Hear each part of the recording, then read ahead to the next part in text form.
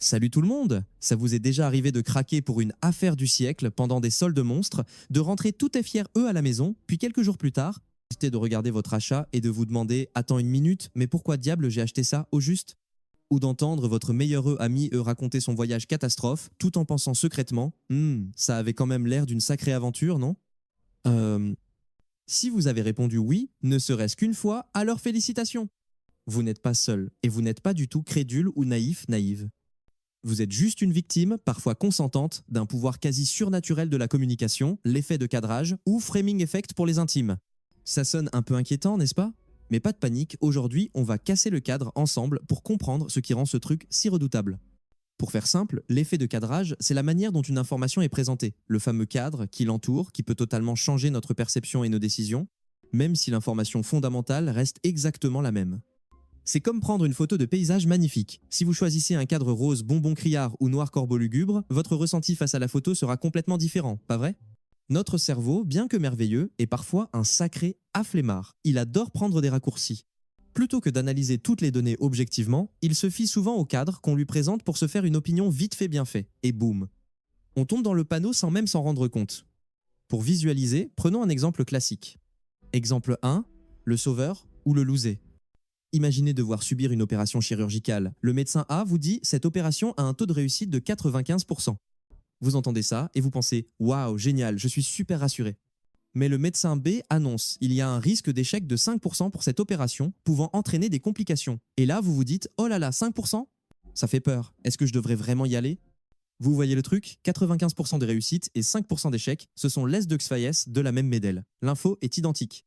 Mais le médecin A utilise un cadre positif, ce que vous allez gagner. Le médecin B utilise un cadre négatif, ce que vous pourriez perdre. Et psychologiquement, nous craignons bien plus la perte que nous n'apprécions un gain équivalent. Il suffit donc de changer la formulation pour que vos émotions et votre décision fassent un virage à 180 degrés.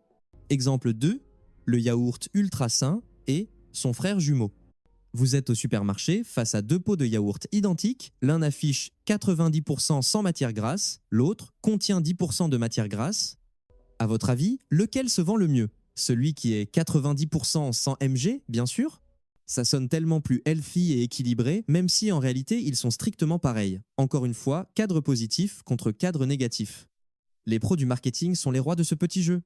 Maintenant, revenons à l'histoire promise au début. Imaginons mon ami, appelons-le Pierre, qui revient de voyage. Je lui demande, alors, ce voyage? Version 1, cadre, la cata souriante. Mon Dieu, une catastrophe ma chère! Arrivé sur place, il a plus des cordes, le vrai Paris sous la pluie, mais en version complètement buggée.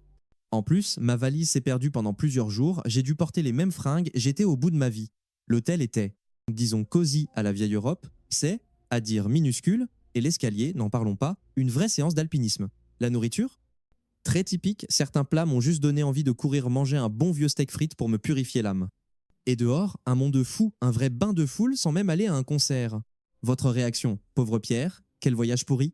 Version 2, cadre l'aventure malgré soi. Oh là là, le voyage était dément ma chère, une vraie aventure. Il a plu les premiers jours, mais c'était hyper romantique, tu sais, siroter un café en terrasse en regardant la pluie tomber, comme dans un film français. La valise perdue? Un détail. Grâce à ça, j'ai découvert des petites boutiques locales géniales, j'ai trouvé des trucs uniques. L'hôtel était parfaitement vintage, l'escalier en bois qui craque, ça avait son charme. La bouffe? Une expérience culinaire authentique, j'ai goûté des choses qu'on ne trouve absolument pas ici. Et dans la rue, une animation de folie, on sentait vraiment le pouls de la ville, comme dans une version réelle du fabuleux destin d'Amélie Poulain. Votre réaction, waouh, Pierre s'est éclaté, quelle expérience géniale! Vous voyez, la même pluie, la même valise perdue, le même petit hôtel, la même nourriture étrange, la même foule. Mais il suffit de changer le cadre, les mots, le ton, l'accent mis sur le positif ou le négatif pour que toute l'histoire et l'émotion de l'auditeur changent du tout au tout. Pierre version 1 est une pauvre victime, Pierre version 2 est un explorateur intrépide. Pourquoi notre cerveau se laisse-t-il si facilement mener par le bout du nez par ce cadre? Outre la paresse mentionnée, il y a des facteurs psychologiques comme l'aversion à la perte. La peur de perdre quelque chose est souvent 2 fois plus forte que la joie d'obtenir son équivalent. Donc, quand l'info est cadrée en mode vous allez perdre, l'impact est beaucoup plus puissant. Cet effet de cadrage est partout. Marketing pub, inutile d'insister, 50% de réduction sonne plus attractif que payer seulement moitié prix, non? Les Français sont d'ailleurs très forts pour cadrer leurs produits, surtout le luxe et la gastronomie. Ils ne vendent pas juste un produit, ils vendent une histoire, un art de vivre, un cadre séduisant d'héritage et de qualité. Médias, infos, Pour un même événement, le journal A titre sur les embouteillages causés par les manifestants. Le journal B se concentre sur le message et les raisons des manifestants. Si vous trouvez un camp plus légitime après avoir lu l'un ou l'autre, c'est aussi à cause du cadre. Politique. Les politiciens sont passés maîtres dans l'art du cadrage. Ils encadrent les politiques, les adversaires, les enjeux sociaux d'une manière qui les avantage. Vous écoutez leur discours et trouvez votre camp lumineux et l'autre sombre? Vérifiez un peu le cadre utilisé. Au quotidien, quand vous racontez les derniers potins sur votre moitié à vos amis S, quand votre chef vous confie une tâche difficile en la cadrant comme une opportunité de vous dépasser, ou même quand vous cadrez vous-même une journée pourrie comme une leçon à retenir. Le fameux c'est la vie français est parfois une façon de cadrer pour accepter plus légèrement les désagréments, ou encore la réputation qu'ont les Français d'être râleurs. C'est aussi une forme de cadrage négatif de l'expérience, non? À l'inverse, l'esprit du savoir-vivre est un cadre extrêmement positif pour apprécier les petites choses. Connaître l'effet de cadrage, ce n'est pas pour devenir excessivement méfiant envers tout, mais pour aiguiser notre esprit critique. La prochaine fois que vous recevez une information, surtout si elle est importante ou semble trop belle, trop horrible pour être vraie, essayez de prendre une seconde pour vous demander: y a-t-il une autre façon de présenter cette information? Et si on disait le contraire?